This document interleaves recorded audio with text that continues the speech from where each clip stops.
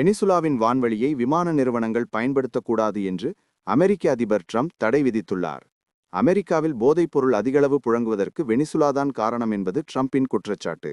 அவரின் குற்றச்சாட்டை வெனிசுலா மறுத்துவிட்ட போதிலும் கரீபியன் கடல் பகுதியில் போர்க்கப்பல்கள், போர் விமானங்களை அமெரிக்கா குவித்து வருகிறது.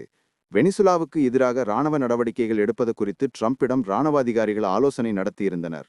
இந்நிலையில் வெனிசுலா நாட்டு வான்வெளி மற்றும் அதை சுற்றியுள்ள வான்வெளி மூடப்படுகிறது. அங்கு எந்த விமானமும் பறக்கக்கூடாது என்று ட்ரம்ப் அறிவித்துள்ளார்.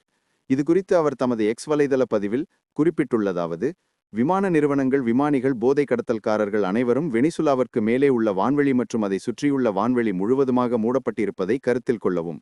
இவ்வாறு ட்ரம்ப் குறிப்பிட்டுள்ளார். ட்ரம்பின் இந்த புதிய அறிவிப்பு குறித்து வெனிசுலா தரப்பிலிருந்து எவ்வித எதிர்கருத்துக்களும் வெளியாகவில்லை.